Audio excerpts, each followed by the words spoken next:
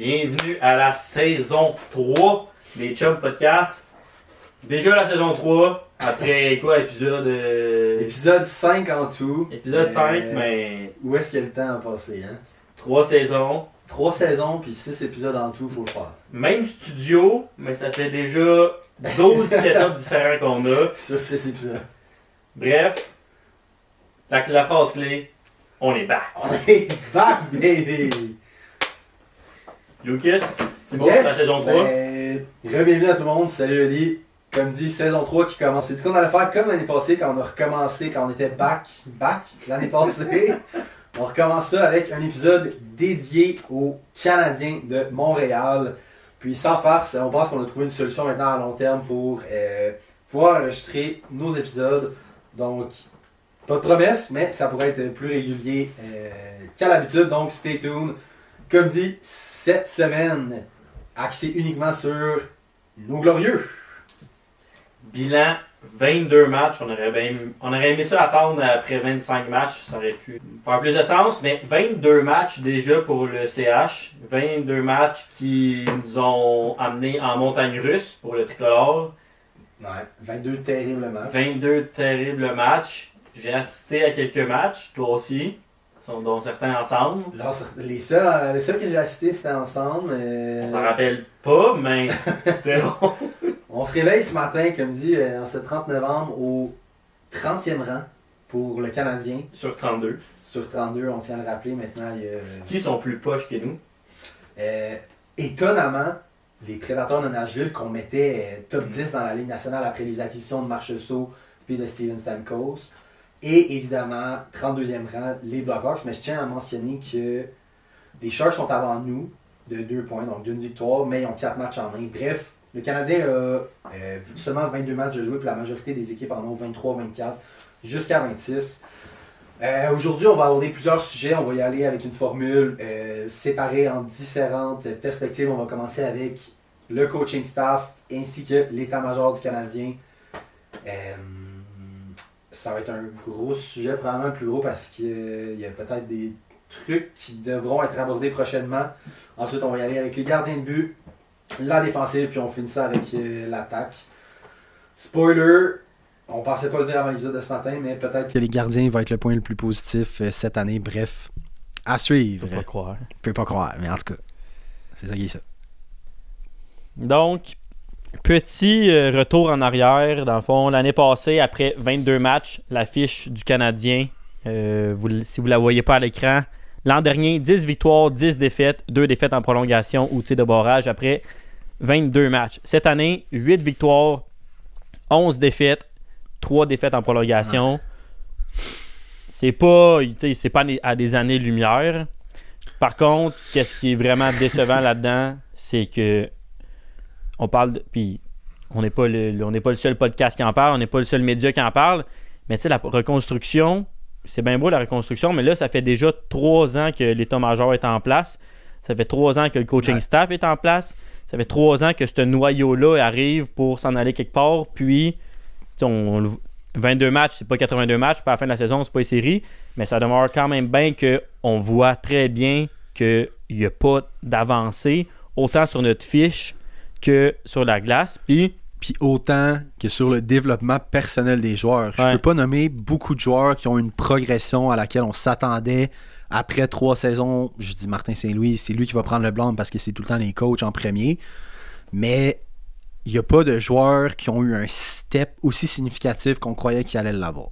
Je veux dire, comme tu as dit, la fiche n'est pas dramatique, mais le problème, c'est qu'on n'était pas censé être en régression cette année, on était censé être en progression de manière importante. Ouais. Puis tu sais, le fameux mix qu'ils nous ont lancé au golf, moi j'ai jamais cru, puis c'est rien contre le tricolore, mais l'Atlantique est tellement forte que tu sais, on le voit juste avant nous dans l'Atlantique, c'est Sénateur. Puis Sénateur, selon moi, puis vous pouvez dire le contraire dans les commentaires, mais selon moi, les Sénateurs sont bien meilleurs sur papier que le Canadien de Montréal.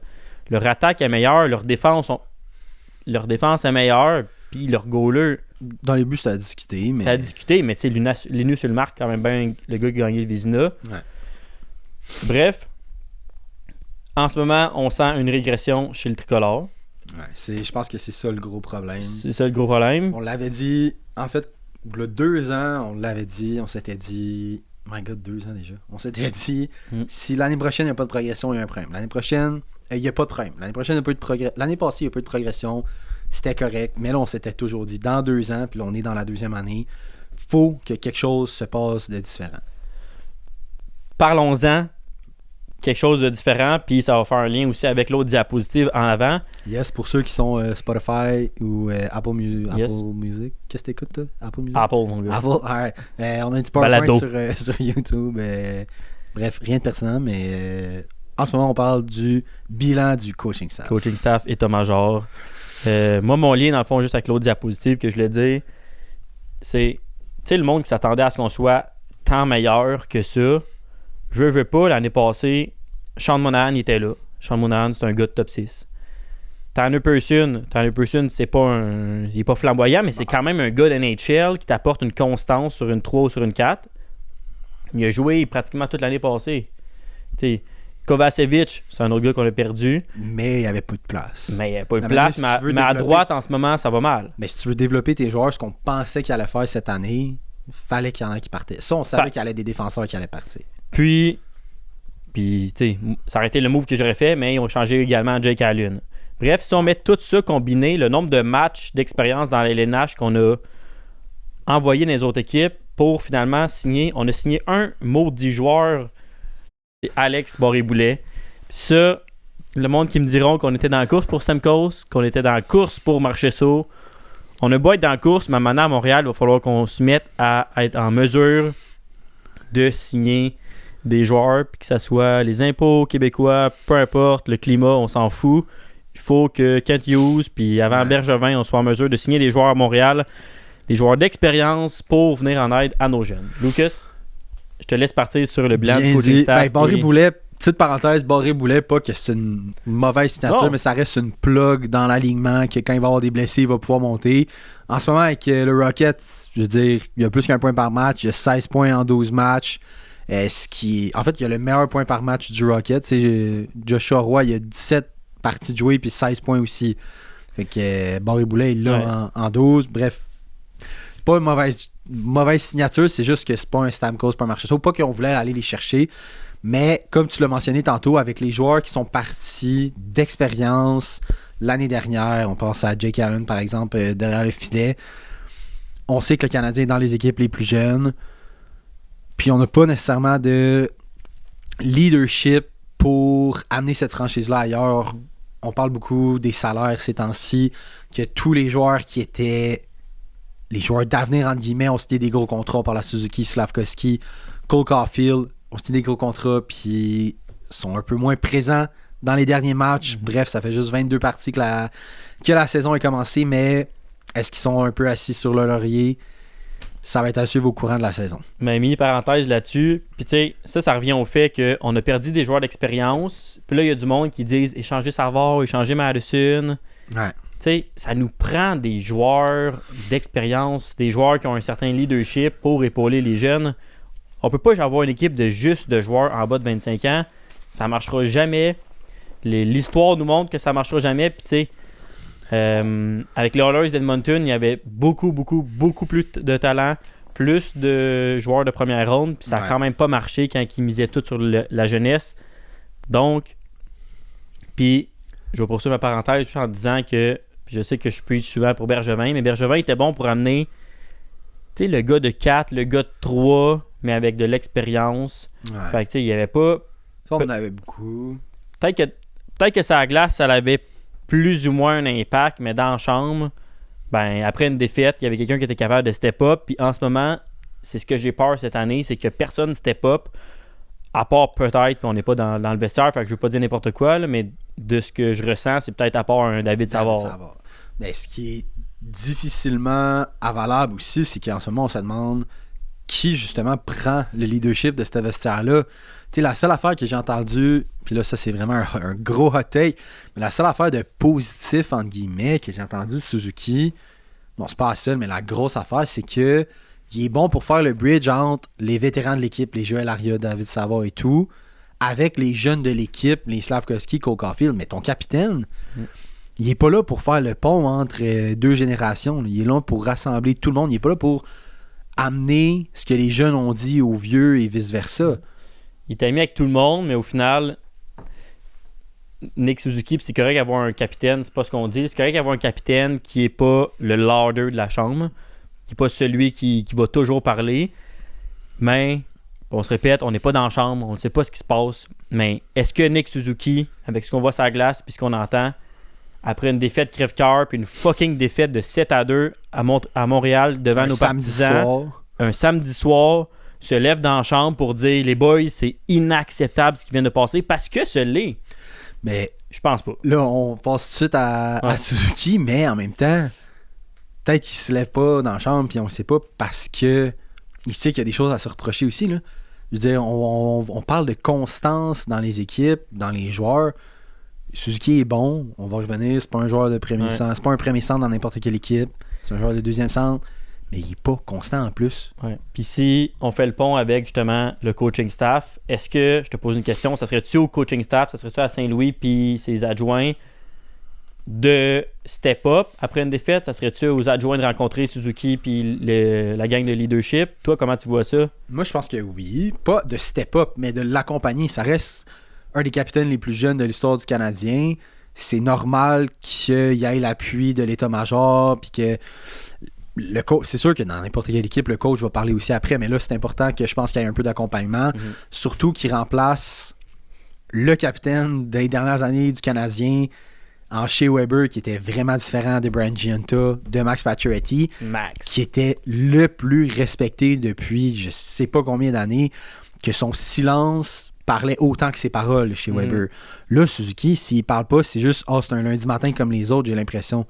Pas qu'il y a besoin, comme tu as dit, d'être le plus lourd ou quoi que ce soit, mais est-ce que, c'est sûr que c'est normal, il est jeune, il n'a pas le même impact quand il parle que quand il parle pas, mais la différence avec les autres capitaines qui sont plus importants dans la Ligue nationale, c'est qu'il montre l'exemple sur la glace. Ce que j'ai l'impression en ce moment, c'est que Suzuki, il montre pas non plus l'exemple sur la glace soir après soir. C'est la première fois depuis son arrivée à Montréal qu'on peut dire que il est pas le genre de gars que tu regardes à chaque soir sur la glace puis tu dis je dois faire comme ça. Exactement. C'est la seule fois que je vois des présences de Suzuki, puis je sais qu'on c'est pas dans notre module présentement, là, on est supposé parler du coaching staff, mais c'est la première fois que je vois un Suzuki qui peut s'en foutre, ou un Suzuki qui donne pas le deuxième, puis le troisième, puis le quatrième effort. Puis qui crée des revirements. Mais ça, justement, puis revenons au coaching staff, tu sais, je pense que, puis on l'adore Saint-Louis, là. On l'adore, puis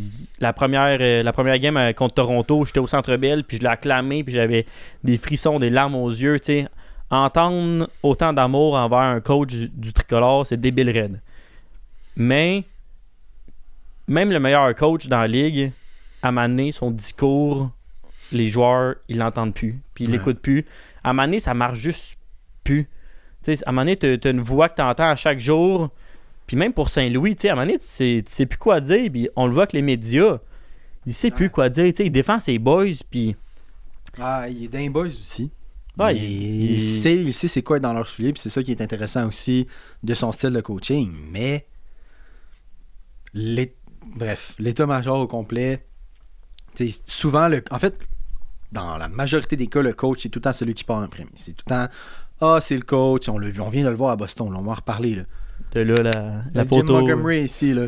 Pour ceux qui sont en audio, Jim Montgomery est sur notre PowerPoint à côté de Martin Saint-Louis. On envoie ça de même.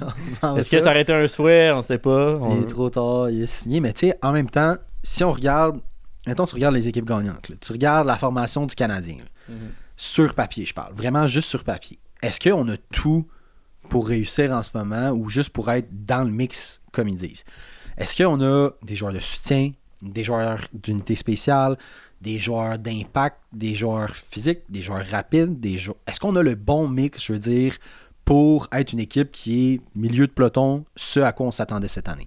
Ok, ben je vais répondre à ta question en deux trucs. Segments. Deux segments. Le premier segment, c'est moi je pense pas, Luc, puis si moi, Olivier Saint-Andresse, pense qu'on était loin du mix cette année, vendez-nous le pas. Ouais. Ça, c'est number one. Deuxièmement, c'est non, sur papier, on n'a pas l'équipe pour être dans le mix. C'est pour ça que Martin Mais attends, faut définir le mix. Moi, je parlais mix milieu de peloton. Mettons, genre, on n'est pas... Milieu de peloton, milieu de l'Atlantique. Non, milieu de peloton. Fait qu'on arriverait, mettons, 10e dans l'Est. Non, on n'est pas milieu de peloton. Je pense pas qu'on était... Ah ouais, c'est ça. Je pense pas qu'on était milieu de l'Atlantique. Genre, on n'a pas d'affaire à être 30e en ce moment. C'est ça que je veux dire. Ouais, non. Mais toi, tu nous verrais, mettons, sur 16 équipes dans l'Est, on serait peut-être 12, 13e, 11e. Entre 11 puis 13, là. Ben, tu sais, sur papier, je parle... Mais sur papier, puis avec ce qu'on attendait les dernières années, surtout. Tu sais, on les décortiquera pas une par une, mais moi, je pense pas. C'est ça qui est plate. Moi, je m'attendais à être, mettons, 13, 14, 15, 16 dans l'Est. Donc, après ça, dans l'Ouest, c'est dur à dire, là, mais... Mais si on regarde des équipes qu'on pensait qu'elles allaient être mauvaises dans l'Est, à part... les Caps, on pensait pas qu'elles allaient être bons cette année. Là. On pensait qu'elles allaient être pourries. Ils sont 2e dans l'Est. Ouais, mais en début d'année, tu les aurais mis après le tricolore? Moi, je les aurais mis dans le même coin, 100%. Dans le même coin. Écoute, Dans le même coin. l'acquisition qu'ils ont eu cette année, c'est Logan Thompson dans les buts qui fait une meilleure job qu'on pensait. Mangiapane, Pelle Dubois, ils ont essayé de faire de quoi pareil. Jacob Chikrin qui est arrivé aussi. Ils ont fait de quoi pareil. C'est des joueurs qui auraient autant pas pu passer. Flyers qui sont 8e dans l'Est pour Flyers, je les aurais mis derrière le Canadien. Ouais. Flyers, je les aurais mis derrière. Blue Jackets, je les aurais mis... C'est à cause de la première ligne de Monahan. Blue Jackets, je les aurais mis derrière. Ça, c'est vrai, parce que ça en a fait 2. Tu sais, Détroit, déjà là, on est 13e. Détroit est meilleur que le Canadien. Sénateurs sont meilleurs que le Canadien. Islanders. Les Sabres sont meilleurs que le Canadien. Islanders sont meilleurs que le Canadien. Ben, sur papier. Ils sont pas le fun à checker, les Islanders, mais ils sont meilleurs que le Canadien, les Islanders. Ils vont en chercher à POC dans le coin. Mais ça, c'est une autre affaire. Puis ça, j'ai entendu ça récemment. Shout-out à Max Lapierre. Une affaire qu'on n'a pas en ce moment avec le Canadien, c'est les simple skills, entre guillemets. Pas le skills, les hard skills, comme il dit, d'aller faire le tour de chapeau, d'aller la passer 5-hole. Les simple skills, c'est rattraper la rondelle, de taper sur le patin quand c'est une mauvaise passe. On n'a pas les choses facilement faisables avec le CH. Puis de manière plus importante, surtout dans une ligue qu'on n'arrête pas de dire puis qu'on prône la vitesse, on n'a pas de joueurs rapides. Puis, tu sais, encore, tu parles de simple skills, mais encore plus simple que le simple skills, là, il y a une affaire que tu n'as pas besoin d'avoir aucun skills pour ça, puis c'est le cœur. Puis ça, je trouve que c'est la première année. Tu sais, l'année passée, on checkait des games du Canadien ensemble, puis on se disait qu'ils vont en perdre la game, ils vont en perdre 4-2, 5-2. Il y a une coupe qui se battent. Puis... Mais on se battait jusqu'à la fin. Mettons, on allait faire 5-3, 5-4 en troisième période, puis finalement, on allait perdre 5-4. On avait perdu la game, mais on était comme, le Canadien a perdu, c'est pas si pire. Cette année, là, pour vrai, sur 22 games, il y a peut-être 5 games que j'ai trouvé que le Canadien avait bien joué, puis qui s'était donné. Puis c'est ça qui est triste à voir, puis c'est ça que je reproche au coaching staff. Puis sans que ça soit Martin Saint-Louis. Dans le coaching staff, on va dire, on rentre aussi l'équipe de leadership du Canadien. Ouais. On rentre, mettons, tout le monde qui sont supposés step up, le monde qui sont supposés dire les boys, c'est inacceptable. Les boys, on a 21 273 personnes dans les gradins qui sont là pour nous voir soir après soir. On a les partisans qui sont les plus fous dans la ligue, puis on dirait sérieusement qu'on s'en fout. Puis c'est une des premières années qu'on dit, puis autant on l'a blasté dans les dernières années, un qui montre l'exemple soir après soir. Brandon. Le big guy. Gallagher, man.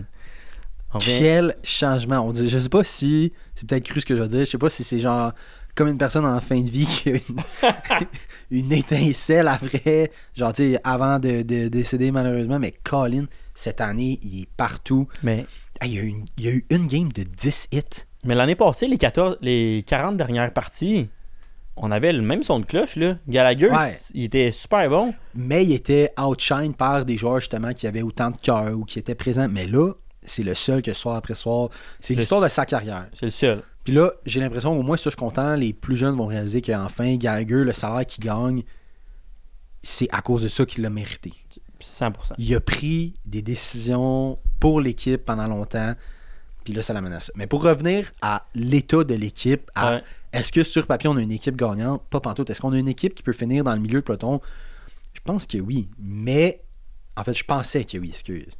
Mais une affaire qui nous manque, justement, c'est ça que je veux dire, dans une ligue qu'on n'arrête pas de prôner la rapidité, qui est rapide dans l'équipe?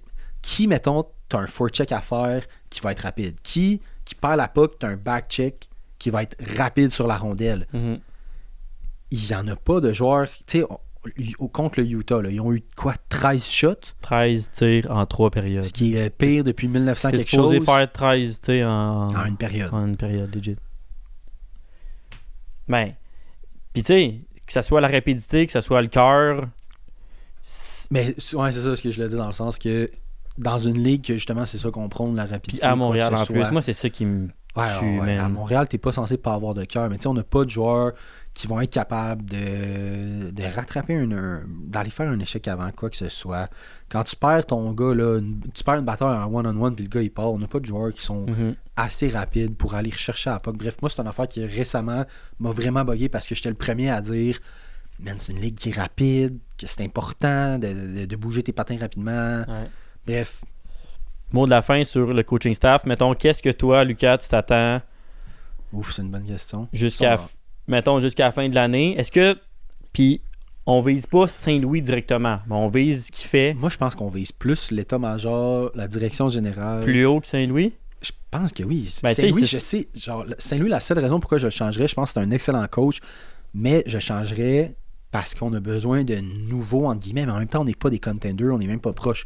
Fait que tu changes. Est-ce que tu sacrifies un tiers ou un trois quarts de saison d'un excellent coach pour changer les affaires pour l'année prochaine être meilleur, ou ce trois quarts de saison-là, tu l'avales, Ouais. puis tu te dis l'année prochaine, je sais que ça va être le bon coach pour cette équipe-là. Fait que moi, je pense que c'est plus au niveau des DG. Oui, on fait des bonnes affaires, mais cette année, l'été, avec les UFA qu'il y avait, Ouais. j'ai été extrêmement déçu, puis j'étais le premier à défendre Extrêmement. Gorton puis Hughes. Mais, ouais. Tu sais, tantôt, je parlais de Marchessault et Stamkos. La seule affaire qui est plate avec les UFA, c'est qu'on sait pas réellement... Tu sais, ils ont-tu tendu 15 perches, puis il y en a aucun Ben, on les a entendus, les rumeurs, veut pas. Marchessault, Ça, on c'est le public. sait que ça a été son choix de numéro 2, c'était à Montréal. Ouais. Fait qu'ils ont essayé, mais moi aussi je suis d'accord, puis j'étais extrêmement déçu, j'en ai parlé un petit peu plus tôt dans le podcast. Mais tu sais, il y a des affaires à l'interne, puis comme Saint-Louis, il y a des affaires à l'interne qu'on sait pas, on n'est pas dans le vestiaire, mais forcé d'admettre que pour un gars qui a dit que cette année il allait plus être un hard coaching, puis je sais qu'il y a 100 millions de médias qui en parlent, mais Après la défaite de 7-2, justement, ils ont fait du bande à bande, mais. tu sais, du bande à bande, une pratique en 22 matchs, puis ça a fait toutes les manchettes. C'est C'est une pratique. Avant, c'était Ouais. ça, chaque 2 pratiques, Ouais. puis personne n'en parlait. C'est normal que les boys y aient des pratiques de bande à bande. Puis Kirby Dax, C'est là. oui, je sais qu'on n'est pas supposé le dire, mais on en parlera tantôt quand on va parler sur Non, l'offense. Vas-y, là. Mais, tu sais, Kirby Dax, là, il a rien fait à date pour être sur l'avantage numérique. Il a rien fait pour avoir sa chance sur le premier trio. Comment Kirby Dax peut avoir sa chance sur le premier trio pendant plusieurs games, puis que Brendan Gallagher, il regarde ça de la 3, puis même il a commencé ça à 4, Mais le plus. puis il se dit « Ah, OK, that's it. » Fait que maintenant, c'est le même que je me fais récompenser pour mon effort. À chaque Mais tu sais- présence à la glace, je me donne l'effort, puis il y a le Kirby Dax qui, sérieusement, En même temps, sorry, mais il a le cœur dans la marde. Il connaît son rôle, par exemple. Tu sais, il sait Gallagher? que. Ouais. Mais je pense pas qu'il chiale, mais ça demeure que ça fait pas de sens. Tu sais, un gars qui prend Là, le ça hard fait- coaching, C'est ça l'affaire. C'est que là, le hard coaching, dans les deux dernières games, on l'a vu, c'est que Kirby Dack, il a été envoyé ça à 4. mais il a son nanan en powerplay. Il est premier sur le powerplay. On a eu C'est un ça qui me powerplay gosse, contre moi. Utah, justement. 2 minutes dans le game. Il était sur le premier avantage numérique. En prolongation, il était le premier sur la glace et tout. Il est pas censé être là. Si tu veux faire du hard coaching, comme tu dis, tu le récompenses pas avec un avantage numérique ou avec du OT time en partant. Zéro. Tu mets justement le gars, comme tu dis, qui s'est fendu le cul en. Hey, j'aime 20, bien mieux Jake Evans en powerplay. J'aime mieux Gallagher en powerplay. J'aime mieux Heinemann en powerplay. Ces trois gars-là, ils le méritent. Ouais. En tout cas. Fait que les deux majeurs, beaucoup de rôles à faire, beaucoup de. J'aime Hughes, t'aimes Hughes. J'aime Saint-Louis, t'aimes Ouais, Saint-Louis. Mais en ce moment, cette année, j'aime pas la façon qu'il dirige le tout. Non. On va dire ça de même. Parce que Kirby Dack, c'est le meilleur exemple. Il Kirby est allé Dack, ça à c'est le 4 meilleur en exemple. punition. Ah, parfait, mais T'sais, en punition, gros, il a joué autant punition de deux minutes périodes. que Nick Suzuki. Parce qu'il Il a eu 19 minutes de temps de jeu, ça à 4. Voyons, c'est. t'sais, C'est juste pour que, OK, les médias vont arrêter d'en parler. Là. À la pratique, je l'ai mis ça à 4. Puis tu sais, la 4. C'est à 4 avec... Ça reste... C'était pas un meilleur 4. Mais c'est... Ouais, mais Armia Dvorak, tu sais. Bon, bilan coaching. C'était ça pour le bilan de coaching. Merci, bonsoir. C'était peut-être le plus intense, là. C'était à Canada. Les goalers, ça va être un peu moins intense. On l'avait dit, peut-être le seul point positif, entre guillemets. Positif, c'est un grand mot. Je vais commencer par le négatif. Positif par rapport aux autres, là. Ouais, positif par rapport aux autres. Pour ce qui est Caden Primo, puis l'année passée, je me rappelle quand j'étais là, CP30, Caden Primo. Mais tu sais, l'année passée, il jouait une game... pas une game sur 3. Une game sur 5. Une game sur 5, une game sur 6. Il était 3 goalers. Puis je pense que Primo, ça lui faisait du bien, man. Je pense que ça lui faisait du bien avoir un vétéran où... Je sais pas qu'est-ce qui faisait du bien, mais clairement, ses stats cette année, ils font pas du bien avec une moyenne de but de 4,37, pourcentage d'arrêt de 8,46. On vous rappelle qu'habituellement, dans le show, pour être un gardien notable, il faut que tu sois minimum 900. Je vais dire ça. Puis certains diraient 910. Mais tu sais, on parle de... On t'a 8,46. Vétéran, justement. C'est quand Sam Montembeault va être considéré comme pas un leader, pas un vétéran, mais tu sais, là, il est rendu à 161 games dans la NHL. Dans les 4 dernières saisons, qu'il a splitté les saisons en 2 à 100% à peu près. Ouais. Montembeault, parlons-en, moyenne de but alloué de 3,06, pourcentage d'arrêt de 899, donc tout près de la barre du 900. Montembeault, moi, j'ai rien à dire. Est-ce qu'il a alloué des buts faibles cette année? Oui. Je pense que lui, c'est le premier à l'avouer. Puis, je pense que une bonne qualité de Montembeault, c'est qu'il sort pas devant les médias en disant « j'ai gaulé une méchante game » quand il sait qu'il a fait des mauvais buts. Par contre, ce que j'aime moins de Montembeault, c'est sa non-constance. Ouais. On va arriver à la game numéro 1 contre Toronto, ou une game d'il y a quelques jours aussi qui est flamboyant, Sam Montembeault. Un 35 save. 35 save et plus. Pratiquement, il va chercher le jeu blanc ou comme un but alloué. Puis la game d'après, c'est du 6, c'est du 7 buts. Est-ce que sur les 7 buts, Montembeault était poche pour les 7? Vraiment pas. Vraiment pas. Mettons que quand ils ont perdu 7-2, je me rappelle, il y en avait 3 que Montembeault, je trouvais que c'était un peu des hésiettes. Mais tu sais, ces 3-là, la game passe quand même de 7-2 à 4-2. Fait que quand on a joué au hockey, Luc, tu sais, quand tu vois ton goaler s'en faire passer une petite facile, c'est plus tough après ça, embarquer sa glace et dire « tabarnak, man! Ouais. » Ça fait chier. On le sait, ça fait chier. Parce que en ce moment, dans le save percentage, cette année, on est 30e, tout goaler confondu. Ah ouais? Ouais. Les deux ensemble? Les deux ensemble. Mais le problème, c'est que dans les shots against, on est 21e. Fait qu'on alloue beaucoup moins de tirs. L'année passée, on était 3e pire. Fait qu'on était les 3e qui allouaient le plus de tirs au but. Cette année, on est 21e. Fait que tu sais, notre défensive, entre guillemets, alloue moins de tirs. C'est sûr qu'on tire pas plus. Moins de tirs, mais moins de tirs, mais plus de buts. Mais beaucoup plus de buts. On est 4e dans la ligue pour les buts alloués. Je parle bien pour les buts. Les buts alloués. Les buts alloués. Puis l'année passée, à la fin de la saison, on était 5e. Ça, c'est la seule constance chez le Canadien, peut-être. C'est constance. Beaucoup de buts. Et petit peu des stats avancées, et pardonnez-moi mon anglais, là, mais pour ce qui est des goals, save above expected, donc si plus ton chiffre il est dans le négatif, ça veut dire que plus tu es loin du nombre de buts que tu devrais allouer, et plus ton chiffre est positif, ça veut dire plus de buts que tu as sauvés de ce qui devrait allouer. Donc, Sam Montembeault, on parle de 0.6 depuis le début de la saison. Donc, selon les stats avancées, il en arrête un petit peu plus que ce qu'il devrait faire. Donc, Sam n'a rien à dire. Pour ce qui est de Primo, attends, Luc, il est à moins 6.4 présentement. Donc, il y a plus que 6 buts qu'il aurait dû arrêter, qu'il n'a pas fait depuis le début de la saison. Puis ça, pour un gars qui ne goal pas souvent, pour un backup, quand t'arrives, t'es supposé faire cet arrêt-clé-là. Lucas.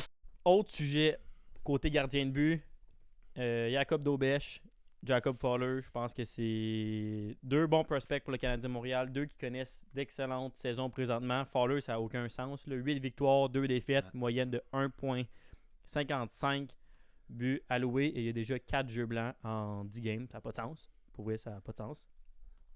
Fowler, gardien d'avenir du Canadien de Montréal. On le croit. Pour ce qui est de Dobèche, goal très bien présentement dans la AHL. Par contre, on va mettre quelque chose au clair. Pour ceux qui disent que Dobèche devrait monter dans le Canadien de Montréal, arrêtez ça. Le Rocket va bien. Dobèche, c'est un goaler qui doit encore perfectionner certains trucs de sa game. Il est super jeune. Il est bien mieux de goaler une game sur 2 parce qu'en ce moment, ils font pas mal 1 sur 2 avec Connor Hughes. Puis je pense que plus ça va aller, plus Dobèche va goaler 2 sur 3. Puis d'avoir Montembeault puis Primo en haut, je pense que s'il y a une affaire que le Canadien pourrait faire, c'est peut-être si un goaler vétéran qui tombe au balotage, peut-être aller le chercher puis goaler avec Primo puis avec Montembeault. T'aimerais ça qu'on revienne à un 3? Sans revenir qu'on aille rechercher un Jake Allen? Pour vrai, moi je pense que Primo, ça marchera pas.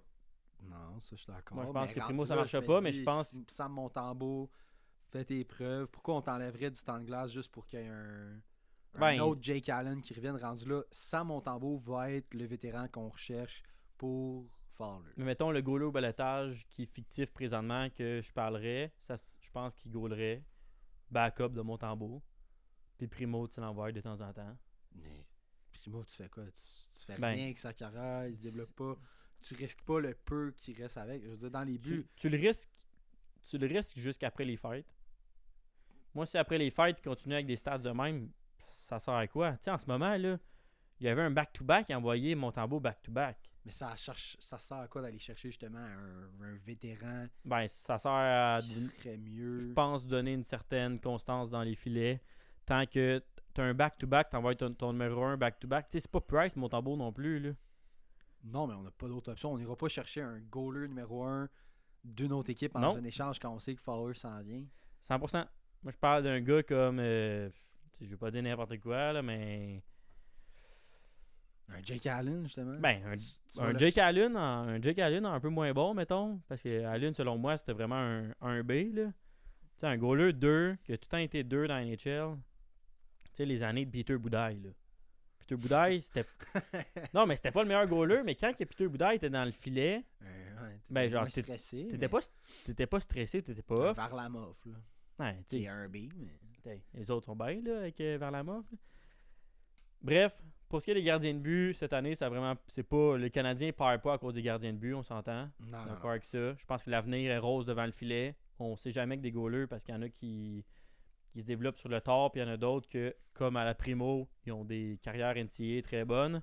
Dernière chose que j'ai à te demander. Fowler, l'année prochaine, tu fais quoi avec? Bon, je pense que ça dépend de sa progression. Je pense que, comme tu dis, s'il y a une affaire avec les goalers qu'on sait, c'est tu le presses pas. Tu le presses pas, mais avec des stats de même, ça sert à dire quelque chose de le renvoyer l'année prochaine dans universitaire? Non, l'année prochaine, je le monte au moins dans A s'il continue comme ça. Bon. C'est sûr qu'il va... Mais il est dans A l'année prochaine. Le floor pour lui l'année prochaine, c'est dans la A. C'est la AHL. Le ceiling, ça va être la NHL. Le monde qui... Je sais qu'on le voit déjà arriver, là. NHL pour Jacob Fowler. Mais non. Sam Montembeault va être là l'année prochaine encore. Tu laisses... Le but, là, la raison pourquoi Sam Montembeault a signé un contrat genre moyen long terme, justement, c'est quand il va finir... Fowler va être prêt. Fowler va arriver. Puis là, Sam Montembeault, on va décider qu'est-ce qu'on fait. On l'échange-tu? Est-ce qu'on le laisse partir? Puis là, je pense que là, on va aller chercher un 1B. Puis Fowler va être prêt. 100%. That's it for the bilan de gardien.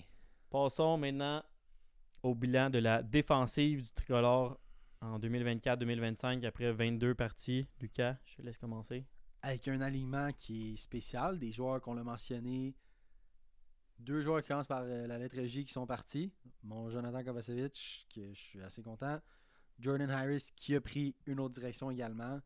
Jusqu'à présent, pour la défensive, je pense que la phrase qui le résumerait le mieux, des hauts et des bas. Tu sais, l'attaque, ça serait juste des bas.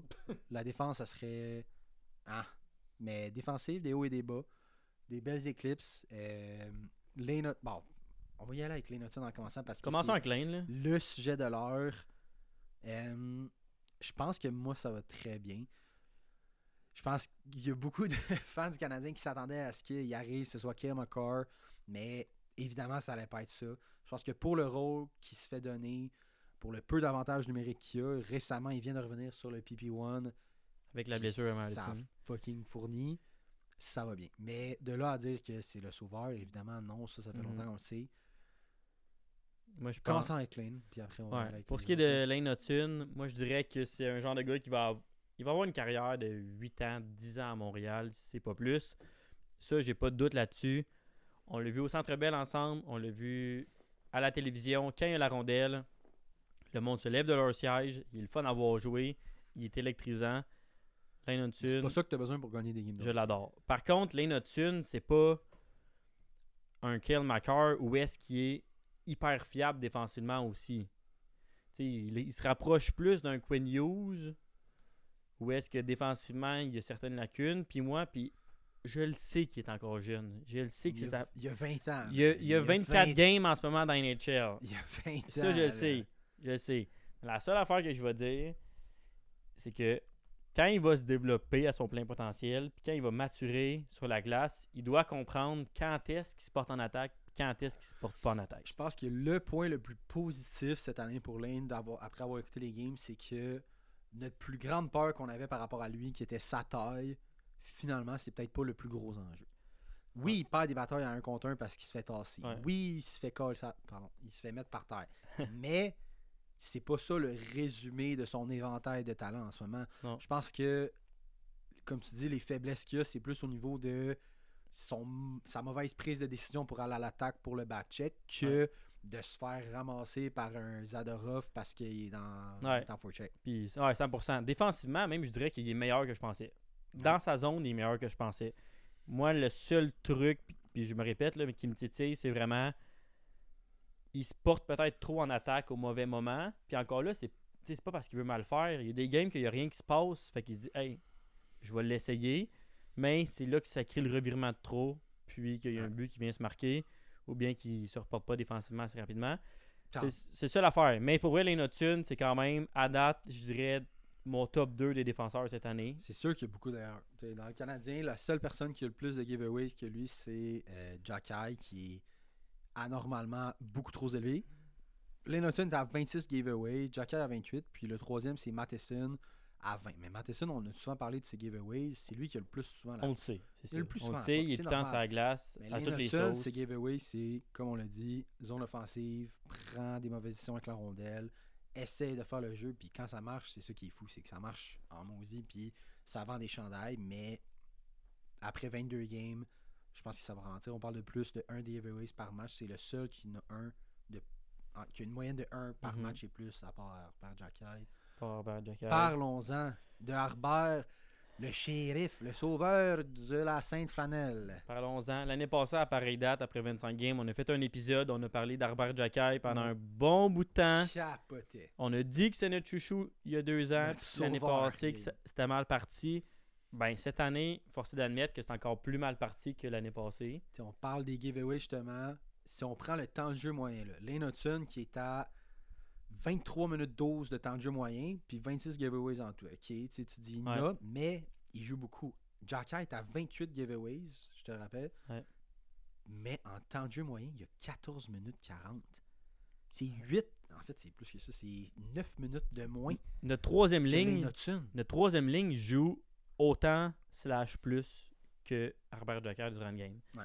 Ce qui n'est pas normal. Puis là, on peut parler des minutes de pénalité aussi, puis des mauvaises pénalités, bref. Puis en plus J'ai de l'impression ton. qu'on Qu'on se répète, mais parce qu'on dit la même affaire que l'année passée. C'est ça qui me gosse avec Jacky. Puis tu sais, sur le 28 takeaway giveaway de Harbert Jacky, moi, ce qui me gosse, c'est le 19 giveaway en zone défensive. Tu sais, moi, que tu aies un revirement en zone neutre ou en zone offensive, c'est tel que tel. Tu sais, des fois, c'est aussi un beau jeu de l'adversaire. Mais en zone défensive, oui, tu as de la pression, mais tu es supposé être en mesure de faire ta première passe. Surtout quand tu es sur le troisième pairing, puis c'est pas toi qui affronte les Connor McDavid, les Sidney Crosby de ce monde.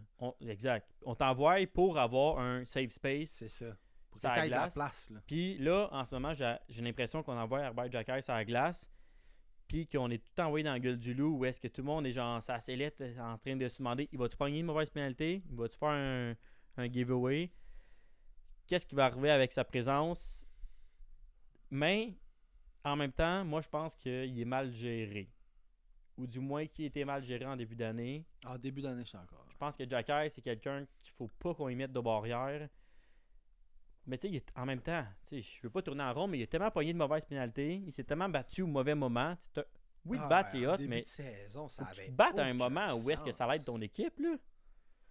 Là, on avait l'impression qu'il faisait un peu n'importe quoi sur la glace. Il a été sur le banc pendant...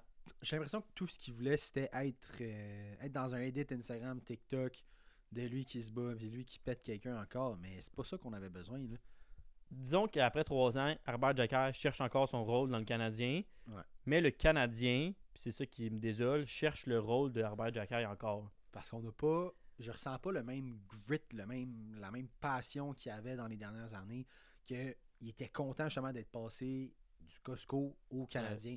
Là, j'ai l'impression, pas qu'il le prend pour acquis, mais c'est un peu la même affaire qu'avec tous les jeunes qu'on a parlé, Suzuki, Cofield, Slav, signer contrat, un peu de sécurité, layback.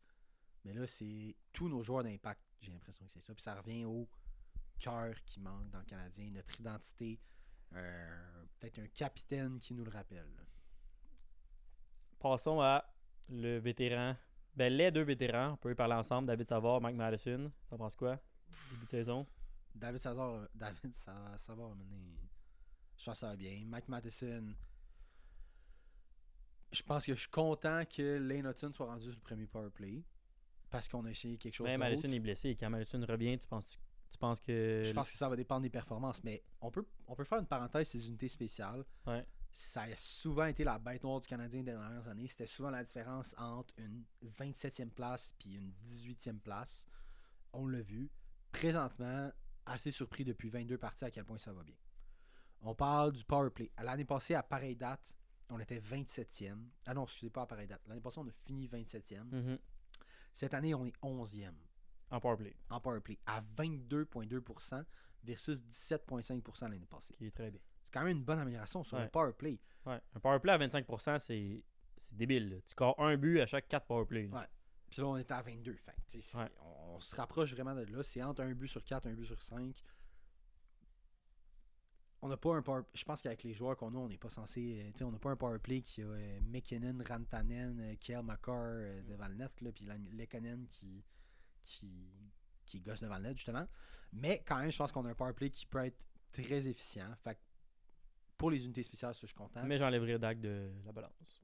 Moi, c'est je pense qu'il y a du PP1. aucun rapport d'être sur le PP1. Je mettrais Gallagher devant le net, puis ça serait mon PP1. Ça Puis a souvent été ça en plus. Puis Madison, moi personnellement, puis je sais que tu viens de dire le contraire, mais moi je laisserais Madison sur le Powerplay 1. Parce que, ben tu sais, là ça fait 22 matchs. Peut-être, là ça fait 22 matchs. C'est longtemps, 22. Là.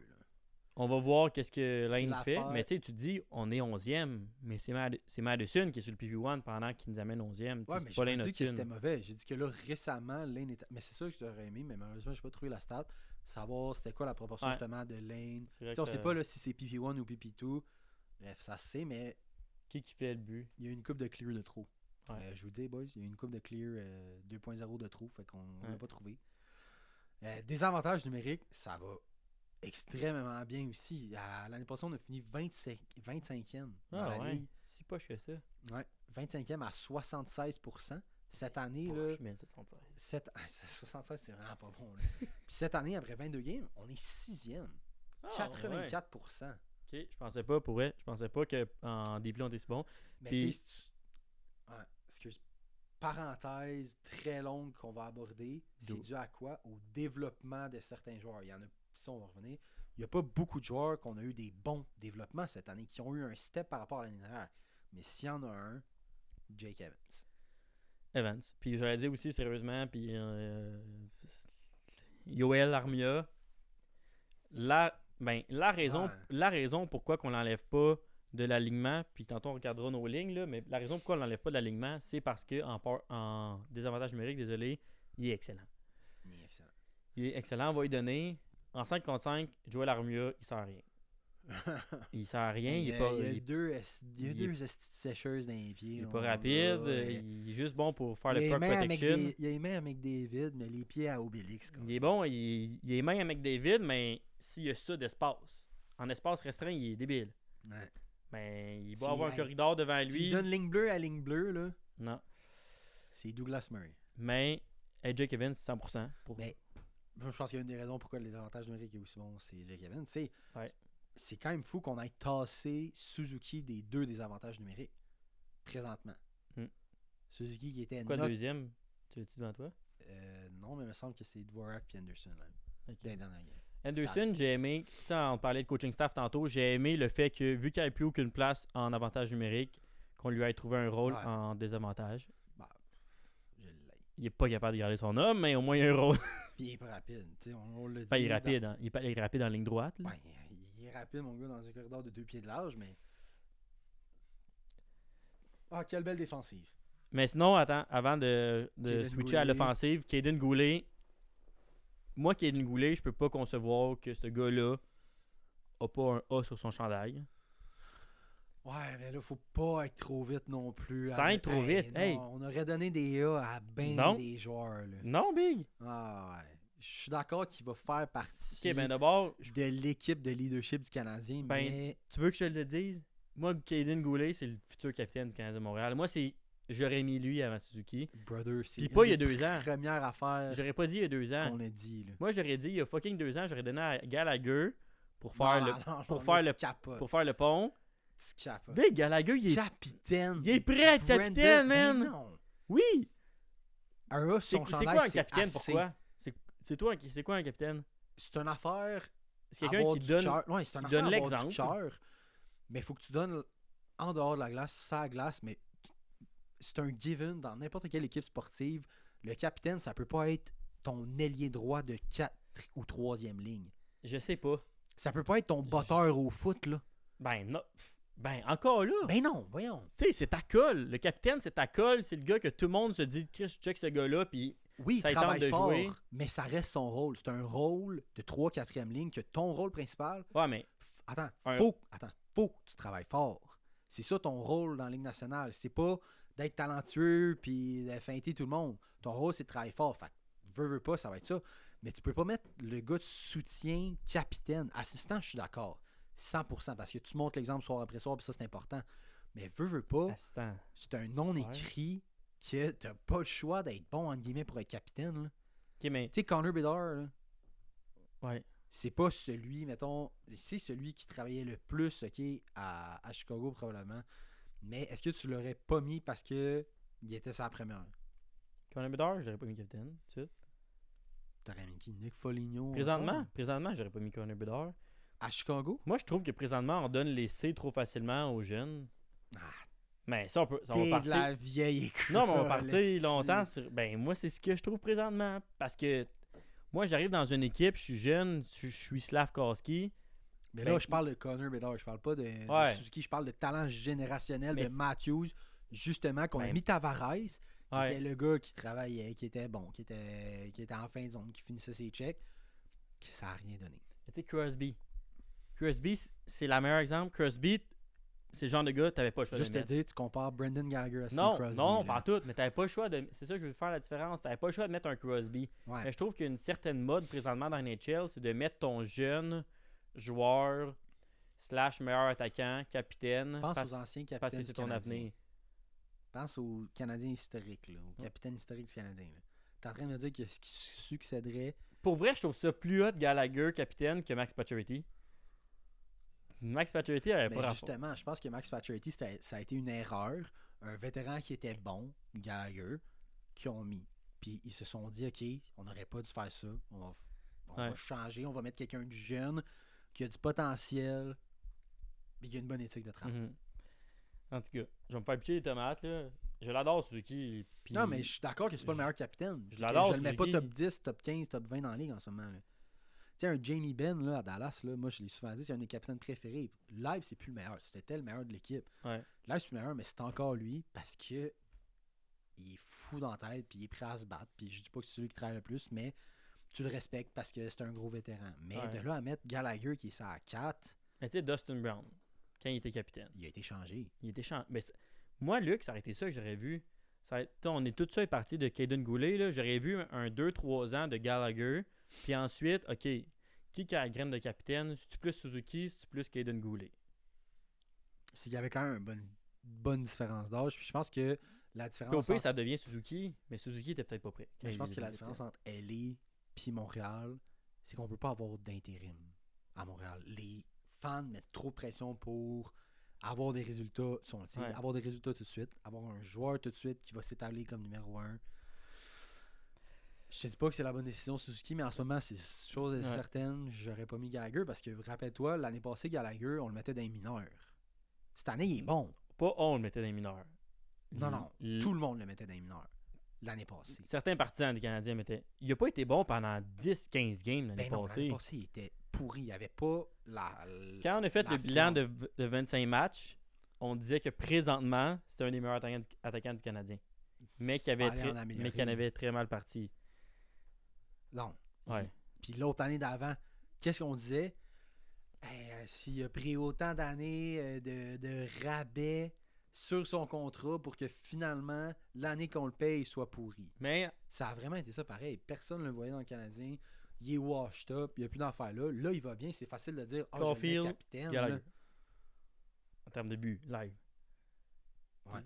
Mais cette année, il va bien, je suis d'accord. Ouais. Mais est-ce que chaque année qu'il y a un joueur qui est meilleur que ton capitaine, tu le mets capitaine? Mais sérieusement, je dis pas ça juste à cause de cette année. L'affaire des capitaines, là, je me suis emporté à cause de Goulet. En fait, mon point, c'est surtout pour dire que Goulet, je trouve qu'il y a une graine de capitaine. Je trouve qu'il est ça coche. Puis que cette année, malgré les débords du Canadien, lui, il montre que c'est un gars de caractère. Comme que le 3/4 de l'équipe, Luc, minimum, ont montré que c'était pas des gars de caractère. Goulet, il se présente pratiquement soir après soir. Il y a des games qui n'est pas bon, Goulet, ou qui fait des erreurs, qui donne des giveaways, mais il n'y a aucune game qui se donne pas. Ouais. Puis non, je suis d'accord. C'est la différence. Puis Gallagher, puis on parlera pas de Gallagher après, là, mais Gallagher, c'est la même affaire. Gallagher... Quand il fait des erreurs, il se donne quand même. Tandis que, puis faisons le switch à l'offensive du tricolore.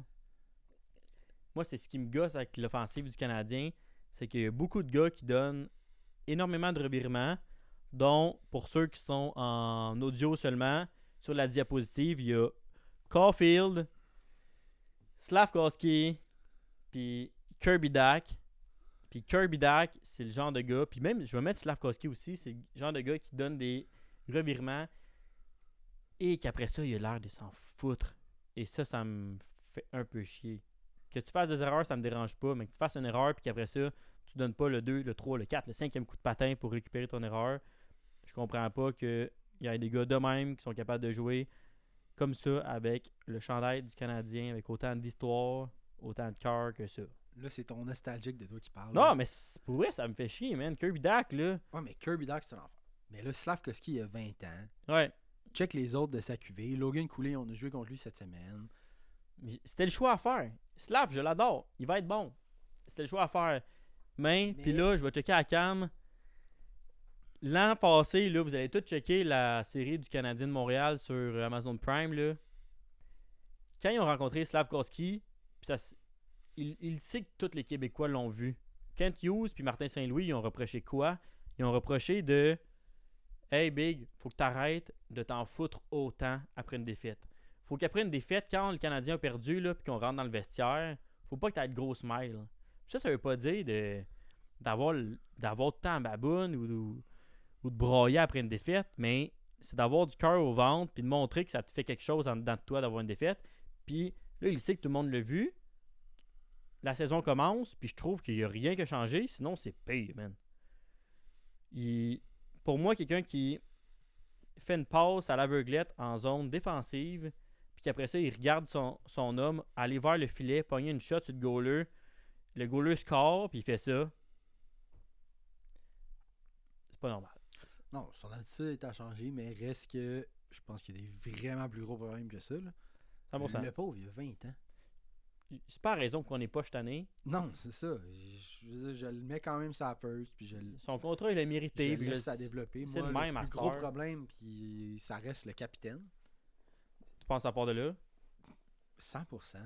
Je pense que oui, ok, il y a des games. Il va te faire un but, une passe, 2 buts, 2 passes, mais il est pas constant, Suzuki. Puis c'est une des affaires qu'on admirait de lui, c'est qu'il se présentait chaque soir après soir. Puis, mais il est pas là. Pas juste offensivement sa constance que tu veux dire. Non, là. non, c'est ça. C'est très important de préciser, mais même défensivement, qu'est-ce qu'il fait? Qu'est-ce qui le démarque en ce moment?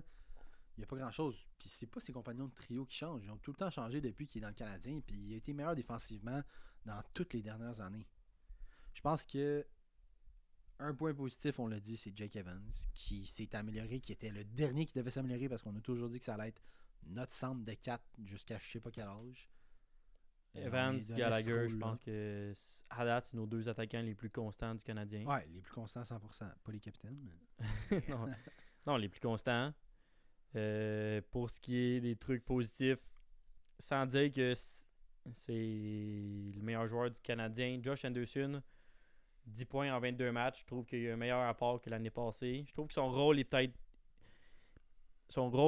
moins de pression pour lui. T'sais, là, il joue sur une 3, il reste à 3. Il va des fois dépanner ça à 2, des fois dépanner ça à 4, mais il y a un rôle en deep-play comme on parlait tantôt. Anderson, à date, cette année, je trouve vraiment qu'il est meilleur que l'année passée. Rien à dire. Ouais, pas rien à dire avec son contrat, mais bref. Mais ça, c'est pas de sa faute, man. C'est comme quand le monde charlait sur Gallagher, son contrat. C'est ben pas la faute du joueur qui se fait donner un contrat surpayé. Mais quand même, là. Gros, quand tu signes un contrat, t'es censé...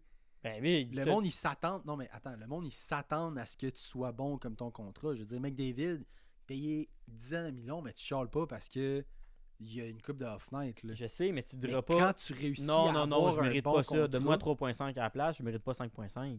Ouais, mais attends-toi à recevoir de la critique, c'est ça que je veux dire. Ah, ouais, mais je pense qu'il est capable d'apprendre la critique. Puis cette année, je pense... mais justement, réponds avec quelque chose. Okay, offensivement, on a année, chier, mais je pense pas que Josh Anderson, c'est le gars qui pense fait à ça. quel point on settle pour fuck all à Montréal. Quand il a signé de Columbus, on se disait parfait, ça va être notre scoreur de 30 buts, ça va aller bien. Là, on se dit, c'est parfait, il est capable de remplir un rôle de 4e trio. Non, genre, dans ma tête, ça fait aucun sens. Je me dis, crime, là, on s'attendait pas mal plus à va chercher des pucks dans le fond de la zone que Jake Evans lance. Là. C'est qu'on a tellement eu des attentes basses que là, on se dit, il est ça à 4, mais il est pas si mauvais, fait qu'il vaut son contrat. Non, oui, c'est de sa faute parce qu'il a un bon contrat, parce qu'il a été bon. Puis peut-être que Marc Bergevin l'a signé trop cher, mais il répond au moins. Ouais. Ben, t'as raison, il mérite pas son contrat. Puis les attentes du monde à Montréal, des fois, sont débiles dans la tête. Là. Il mérite pas son 5.5. Il est pas above les expectations, mais ça demeure qu'en ce moment, il est pas le gars à pointer du doigt, selon moi. Non, je pense pas qu'on... Mais c'est aussi pas des problèmes, mais ça, c'est un autre problème. Mais je pense pas que c'est le gars qu'il faut que tu pointes du doigt quand tu perds. Je veux dire, ça a jamais été ça fait longtemps qu'il n'y a plus un joueur de top 6, même si ça aurait dû l'être selon son contrat. C'est ça que je veux dire. Ouais, 100%. Quand on regarde les joueurs de top 6, mon petit Cole, en ce moment, ça va bien. Dans le top 10 des meilleurs pointeurs de la Ligue. Hein? Mais tu regardes son shooting percentage, il est à 23.6 en ce moment. 23.6, c'est tellement haut là, pour 13 buts. Là. En moyenne, dans sa première année, il était à 13.3, ensuite 12.2, 16.5 en 2023 où il y avait 26 buts. L'année passée, il était à 8.9. Ce qui était très bas. 8.9, ce qui était genre moyenne correct. Puis il avait 28 buts. Cette année, il a 13 buts, il est à 23.6, ce qui est 3 fois ce qu'il y avait l'année passée en shooting percentage. Ouais. Fait que ça veut dire qu'il y a une grosse variable qui veut dire qu'il est très chanceux en ce moment sur ses tirs. Il va pas maintenir ça, c'est ce qu'on veut vous dire. Exactement. Ça sera pas... En tout cas, s'il continue de même, ce sera pas cette année qu'il va faire 40 buts. Ce qu'on attend de lui. Suzuki, on a parlé. Gallagher, on a parlé. Anaman, le monde qui disent... Le monde qui disent qu'il mettait Anaman, mettons, dans les gradins puis mettait Pezzetta. Moi, je suis pour mettre Pezzetta dans le line-up, mais Anaman mérite aucunement de partir et de laisser sa place. Anaman, c'est un des seuls qui se présente, puis il va jamais être un gars top 6 dans NHL, mais t'as besoin de monde de bottom 6. De Gallagher. New Hook. Passe au New Hook. New Hook, no joke, quand tu regardes ses stats avancées, grosse pause. Tu l'aimes? Mais quand tu regardes ses stats, moi je l'aime pas. Quand je le vois, j'ai pas aimé ce que j'ai vu. Mais quand je regarde ses stats avancées avec les chances qu'il y a eu dans l'alignement, avec les partenaires qu'il y a eu, les stats mentent pas. C'est pas si pire que ce qu'on peut penser. C'est bien moins pire que Kirby Dach. Les stats avancées. Ce que tu regardes. Non, mais oui, mais je veux dire, mettons, en 22 games, il y a quand même 5 points. Ouais. t'es pas allé on a donné quoi pour lui? Un choix de first puis un choix de 2, si je me trompe pas? Ou 2 choix de 2 peut-être, là? Mais c'est Kirby Dach qui a 8 points. Ouais, Kirby Dach, on va en parler quand on va arriver à son tour, mais... Mais là, on a parlé de Kirby Dach. Bref, il n'a pas sa place. Mais Newhook, il n'a pas sa place dans l'alignement en ce moment. Je pense qu'en ce moment, c'est la variable qui n'a pas rapport. Je pense pas qu'il mérite une place de deuxième trio. Mais il n'a pas le skills nécessaire pour être sa 3 ou sa 4.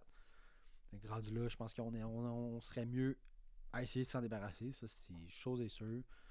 Mais Kirby Dach, on pourrait dire la même affaire. Fait que là, qu'est-ce que tu fais avec ces deux-là? Est-ce que tu essaies de les échanger? Est-ce que tu essaies de les garder, de les développer?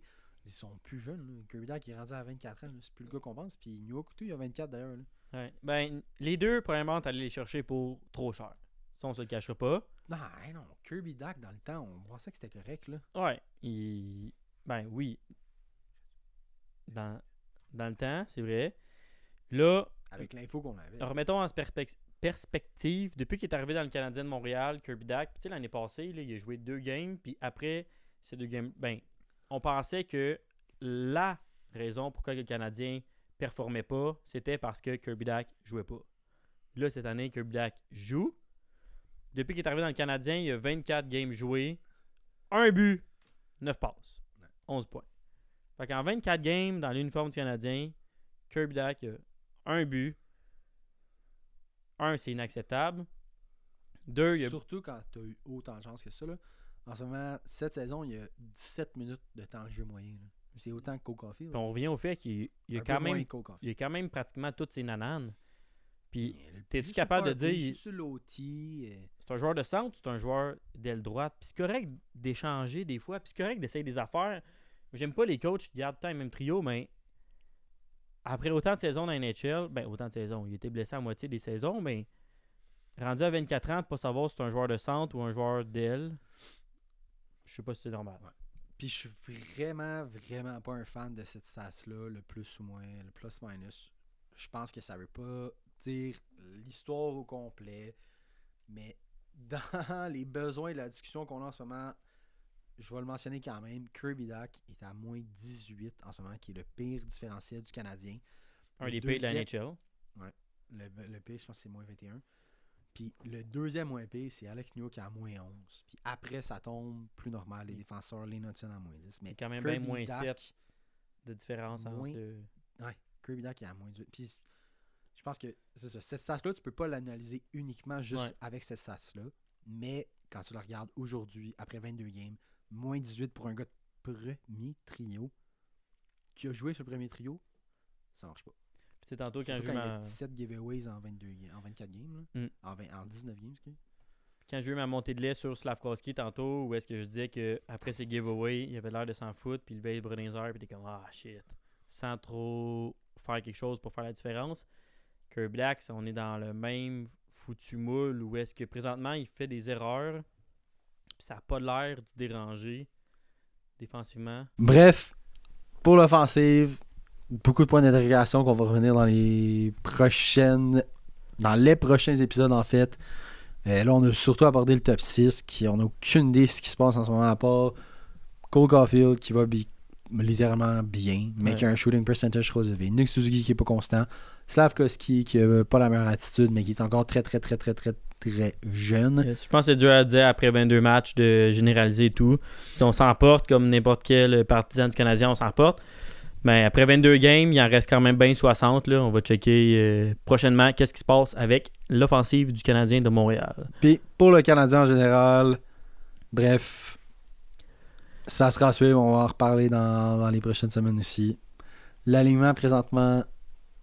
Pour ceux qui sont en audio seulement, l'alignement du Canadien sur l'écran présentement. Je voulais juste entendre pour terminer, Luc, quand Patrick Laine revient, puis ça devrait être en fin de semaine ou tout prochainement. Patrick Laine va ça first, c'est même pas une question. OK, Patrick Laine ça first, à Caulfield puis Suzuki?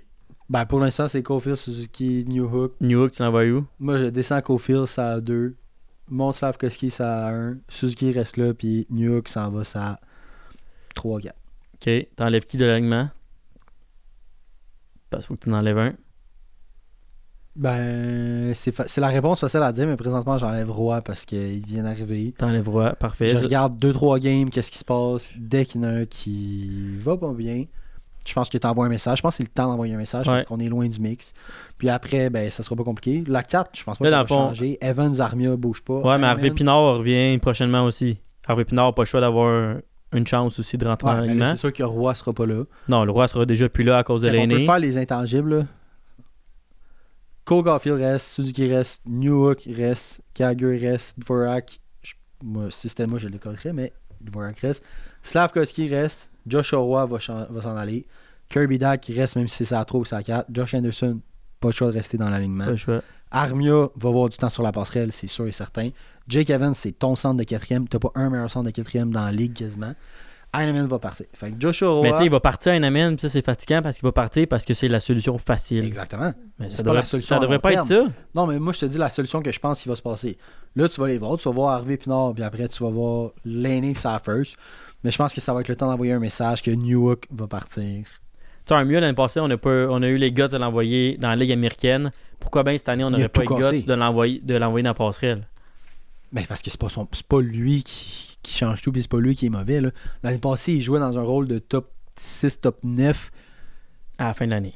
Après Après être revenu sur la passerelle, puis il jouait bien. Puis il jouait bien. Je veux dire, je passerais des messages avant, puis je suis pas en train de dire qu'on met Slavkovski. Il devrait tout y aller 1 ou 2 games. C'est ça. Max Pacioretty est allé dans les mineurs avant d'être capitaine, on se le rappelle. Capitaine Pacioretty. Bon, là, on jase pas mal. Mot de la fin, mon Luc. Mot de la fin, on se revoit dans quelques semaines. Peut-être 3 semaines, peut-être 2 semaines. Peut-être 3 semaines, peut-être 46 semaines comme le dernier épisode. On sait pas. C'est ça qui est avec les Chums Podcast, mais sérieusement, prochain sujet, Four Nations Tournament qui va avoir lieu en février. Moi et Eli, on a fait notre alignement, notre roster, notre mock roster, je sais pas comment on appelle ça. Yes. Qu'on pense qu'il va avoir lieu, très différent.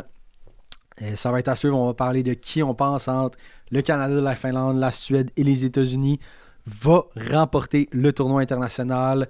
Spoiler pour Chum Luc, les États-Unis vont tout rafler. Yes, donc allez vous abonner à notre Instagram, les Chum Podcasts, ainsi que notre YouTube, les Chum Podcasts. Merci, bonne écoute et à la prochaine. Ciao!